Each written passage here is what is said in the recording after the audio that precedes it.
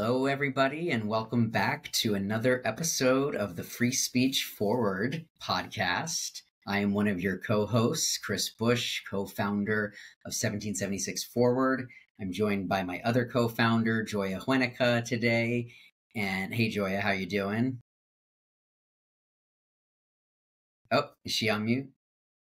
I think you're on mute, Joya. I see your lips moving, but Sorry. Say no it's good problem. to see you as always. I think we're both coming from on the road today, but I'm glad we're able to connect and do this 1 year retrospective on our efforts here with Free Speech Forward. Yeah, so this is a special episode. It's usually, as for those of you who've been listening along or following along, it's Joy and I, or one of us and another guest. But today we're doing something a little different, a little special because it is, as Joy alluded to, our 1 year mark from starting and launching this podcast with the Institute for Liberal Values. So we just thought it would be a good moment to pause, reflect, look back on all that we've done and kind of take stock of some key themes that came out of it as we look to build off of our successes in the past year and take this forward, and even give you also a little bit of insight into what to look forward to in the year ahead, and just other activities that Joy and I are involved in with 1776 Forward and how you can participate. So, we thought we would just start off by kind of reflecting on the year that has passed. And we have had, I didn't even count, but I think we're up to like about 30 episodes. For those of you who might just be tuning in, this is actually a great time to catch back up at the year mark, because we've had enough episodes now that there's a big diversity of talented advocates and leaders for free speech that we've spoken to. And we're going to help in this episode kind of talk through some of the key themes that Joy and I have noticed and drawn out even in that first year. But there's also just a lot of diversity across them. So for those of you who don't know and might just be tuning in, just as a brief kind of recap, what we do here at the Free Speech Forward is it's a very brief, kind of 15 to 20-minute interview, usually with an advocate or leader for free speech. And it's really meant to be a behind the scenes look at the origin stories, the who, what, where, when, and why, and how that leaders in the free speech community came to standing up and speaking out for this critical value that we are certainly looking to promote here at 1776 Forward. So that's what we're about. And as I mentioned earlier, we do it in co-sponsorship with the Institute for Liberal Values. So we are published every other week on their Dissidents podcast channel. So you can find us on all major audio podcast platforms, Spotify, Apple Podcasts, and also we publish this video as well on YouTube. You can access it through our website, all of our social media pages, etc. So that's kind of how we publish, how frequently we publish, and what kind of the general format is. We started actually this a year ago by Joy and I turning the camera around on ourselves and interviewing ourselves. We ask generally 5 key questions to draw out that kind of origin story from each of our guests. And it's through that format of asking those same questions with all of our guests that we're able to draw out, I think, some of the themes that we wanted to talk through and just reflect on in today's episode. So, I'll kind of pause there, turn it over to you, Joy, and just see if maybe even you have any, we have a couple kind of prepared thoughts that we wanted to share, but if you had even just anything you wanted to say high level about the 1 year recap. Thanks. It's definitely been a journey. I think we're actually even only closer to about 20 episodes at this point, but just to reflect what you've already stated, that we've already seen such beautiful diversity among the different people who've come to speak for us, and not even diversity the way that unfortunately I think we often hear it currently in the culture, although there has been diversity with that in terms of things like race and sex and sexuality and religion and such. But even viewpoint diversity, different reasons why people have come to free speech, although we're going to pull out some of the commonalities. But certainly we've seen that people have come from across the political and cultural spectrum, but have found common ground in this theme of free speech. And one of the most important takeaways that I've had from this whole 1 year experience so far was realizing that one of the main benefits I think we provided with this show. So, certainly, when you and I started this, we talked about wanting to create a show that would help reach people who are curious about free speech or even are just looking for that community to help them to find their voice, to stand up and speak out.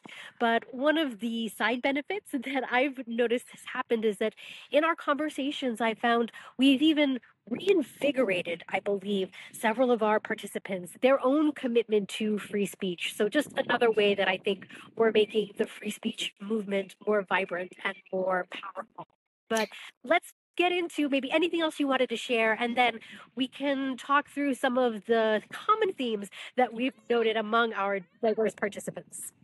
Yeah, no, I think that's a great point, and I would add that I speak for myself as well in noting how this producing this show and speaking to so many different advocates and leaders for free speech has reinvigorated my own commitment to this critical value. And it's just been fascinating and also really encouraging to see as we've released each talk with each of our different guests, kind of how each of their stories and their different stories and the different themes that they emphasize of how they came to free speech, how that resonates with all of you out there listening and following along.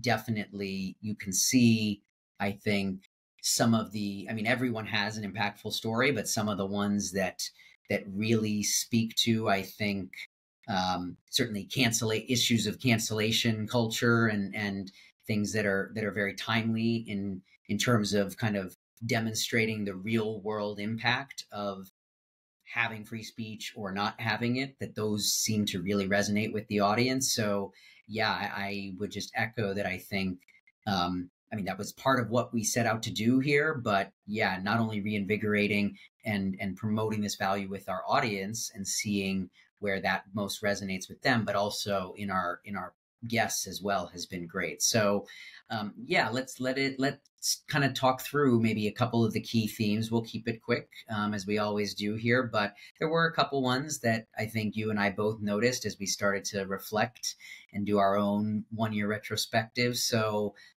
you want to kick it off maybe with some of your observations? Sure. Well, one of the first that we definitely noted that is dear to my heart as a former academic and a current coach is the importance of education. And here I found it fascinating. We learned that some of our participants were educated just from their family backgrounds, from perhaps being in a family where there was diversity of opinion amongst a large family, for example, where was at least one of our guests and had that experience of the back and forth of a free speech environment, and other guests who came from a background where speech was not allowed, even culturally, and from that resistance against that had to learn the value of free speech. So, education was just one critical theme. Interestingly, I don't think from our conversations we've yet honed in on what are the best methods for inculcating that value of free speech. What are the best educational methods? I know it's definitely something that you and I want to think through more, and especially as we're entering into an AI era that's throwing up all of the norms about how education happens. But here, I think the education really is in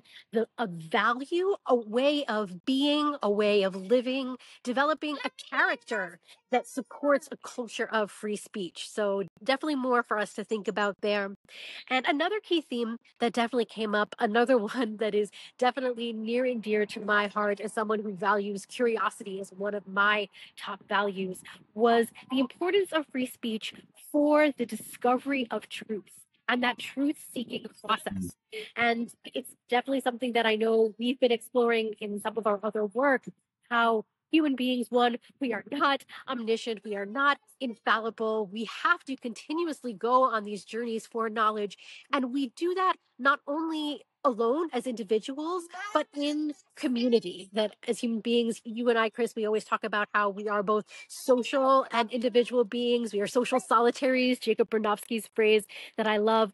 And while there's certainly an element of truth seeking that I think even has to happen in solitude, that does happen within the sacred confines of your own mind, there's also a way in which, importantly, as social beings, we embark on these journeys of truth discovery through communication amongst each other. And that is why, one of the reasons why free speech is so important.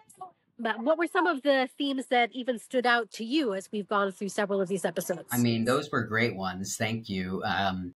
You know, I think I even maybe it was cool I like that you highlighted both of those because I think I might have even highlighted similar themes in the very first episode in my own answers to some of those. So to see that kind of recognition of the importance of these ideas, education and free speech for the pursuit of truth carried through across so many different speakers, that was definitely encouraging to see. Like you, I agree. I don't think we've yet come upon definitive direction on maybe how we might actually do that in a kind of concrete fashion, but that's part of why we're doing the show and our other work is that we will continue to kind of dig for answers on that. I would say turning it a little more personal from kind of the abstract to the kind of practical application in one's own life. Two themes that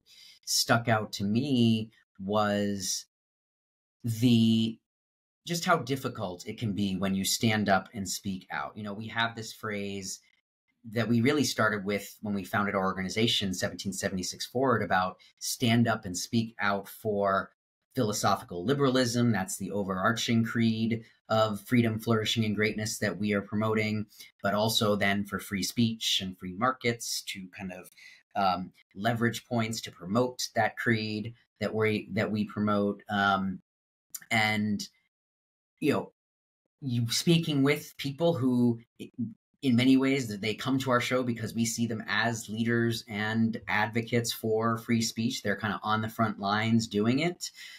Even to hear so many of those speakers themselves note that kind of the painful journey that standing up and speaking out kind of took them on, and just acknowledging that can be scary and that there will be blowback inevitably when you stand up for your values, but that it's necessary and worth it to stay true to your values, to promote what is important to you. And that kind of that search for truth, like you said, for those who value truth as a means to move through the world and understand it so that we can live and maximize our life for freedom, flourishing, and greatness. I think to hear everyone say that notwithstanding the difficulties that can come and the blowback that one can receive, that it is still worth it to go on that journey and to stand up and speak out, that was really encouraging. And I don't think we can emphasize that one enough, because I think, and I think I might have even also touched upon this in my own, I know, speaking personally, that in standing up and speaking out for philosophically liberal values throughout my life, I've definitely, faced consequences and blowback for that. And so I can speak personally to just, what that journey is like, and that it's not always easy, but that it is definitely worth it. And, kind of, I think a second point and a corresponding encouraging one that goes along with that is the realization, once you do that you're not alone, that there are other people out there who value free speech, all freedom, flourishing, greatness, all of these other values, at least that we're promoting and defending in our organization. And that I think many of the people we've spoken to also are trying to defend and advance. You find them through doing things like this, through standing up and speaking out, and that is in many ways the reward for walking your path and staying true to the values that are true to you. is finding that community that fits you, like-minded and like-valued individuals. That's kind of that gives you the social side to what can often be a very solitary path when you start out of standing up and speaking out for your values.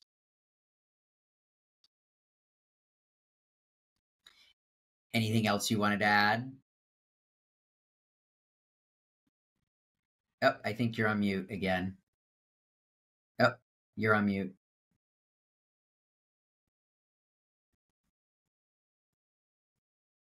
Can I hear you? I think she's still on mute. Um, that was the main points that I wanted to highlight. Joy, oh, are we having difficulty? Can you hear me? The joys of technology, even with modern technology. Um, well, while she works on her audio, I'll assume she didn't have too much to add, but those were, I think, some of the key themes we wanted to highlight. And then just to return to a point that Joya made, another theme is, these might be some of the similarities, but there was also just a lot of diversity across the people we spoke to. I think in some ways when we started out this project, we maybe had a certain assumption or premise that we would, in defending free speech and trying to talk to people who value and are seeking to advance free speech as a value in the culture, restore it as a key value in the culture, that it would be probably lean kind of a more politically left of center leaning or bent of most of the guests, because historically that has kind of been the side of the political spectrum, at least in the US context, that has been very pro free speech and very kind of principled. The ACLU in the 50s, 60s, and 70s defending, even the white nationalists and other groups, the KKK, things like that, and their right to speak up, where they would cross and defend everybody. And what we found, I think, much to our surprise and delight, is that it was a nice cross section of individuals. And, we've talked to people across the political spectrum. And so I think that it speaks to how important this value is for everybody across the political spectrum, that it's not just one side has a monopoly on it. And B, I think it speaks to why, everyone, how kind of the decline in free speech culture is impacting everyone, regardless of their politics, and why we need everybody from every angle to stand up and speak out in defense of these values. And that's just politically speaking, but we've had guests across the religious spectrum, gender, ideology, racial, sexual, kind of all of the spectrum. I think it's just been a beautiful tapestry, really, of the just individuality and diversity that makes up America, and that really speaks to what really matters is the individual. So that was just another theme we wanted to highlight. It looks like I might have lost my co-host, but that is mostly what we wanted to talk about. Okay, so I think I'm officially back. This is, I think, one of the challenges of us both being on the road and doing this is losing connection. But I have made it back, and I could hear you and could hear the points you were making about the diversity that we were able to experience. It was definitely one that I know we saw in the example with Wen Yuan, who was perhaps one of the most potent examples of someone who came from a religious background and still shared this value with us in a way that I think neither of us were expecting when we got on that call.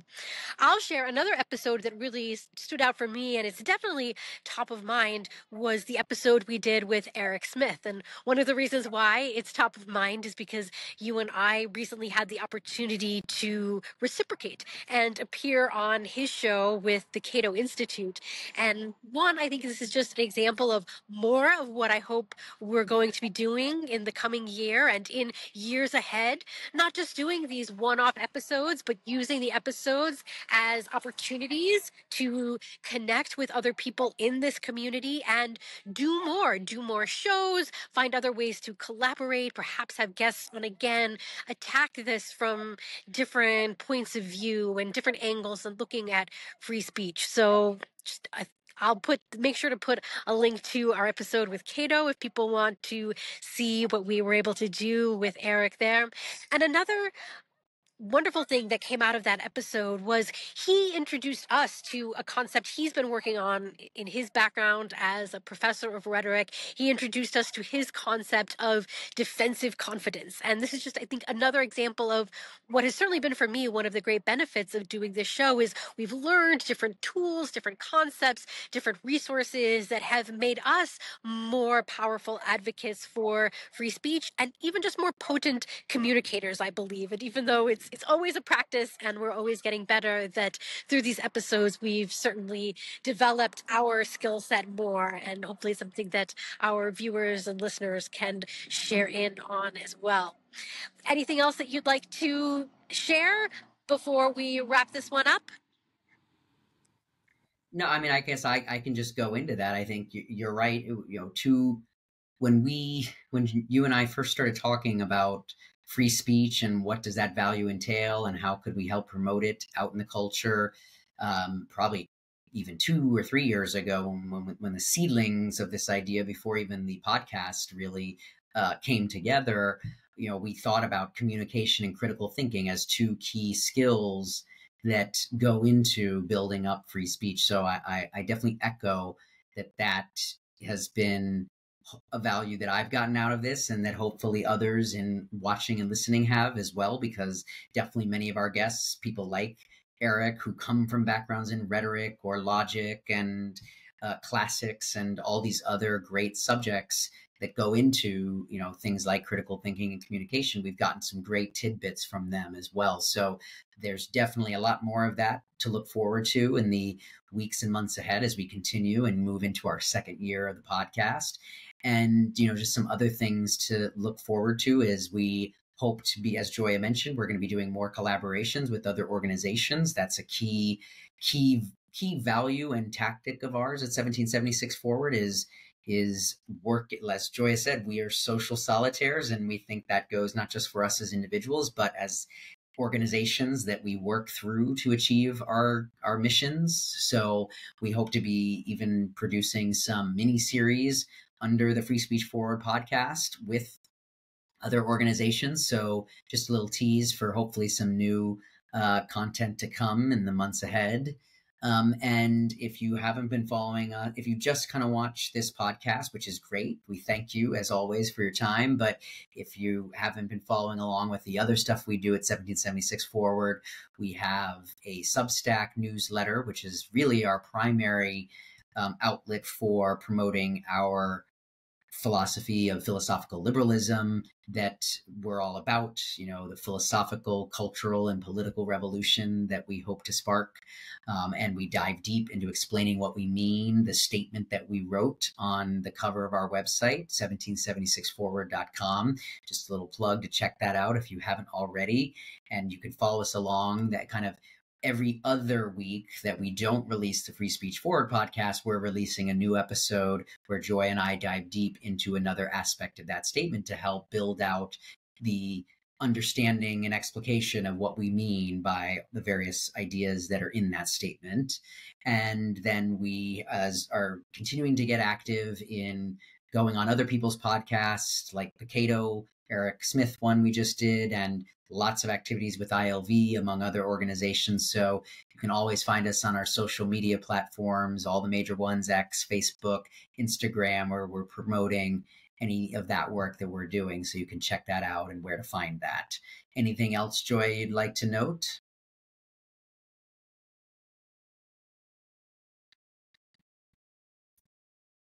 Oh, is she, did we lose her again? I think I'm still got my connection, but before we Oh, okay, jump good. off, Yeah, and I can hear you now.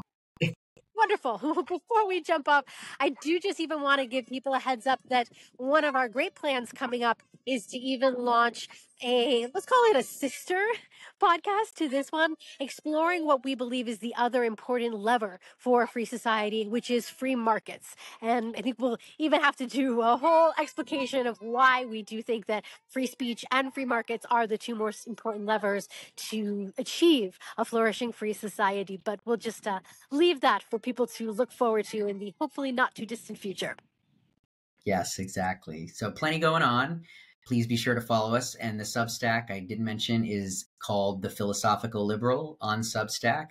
Subscribe, share it with others who you think would enjoy it. And that's how we can help grow this movement. Be sure to follow us on our socials and on ILV's Dissidents podcast channel so that you don't miss a week of Free Speech Forward. And other than that, we will see you all in 2 weeks. Again, thanks for sitting in and following this retrospective with us. We look forward to another great year ahead.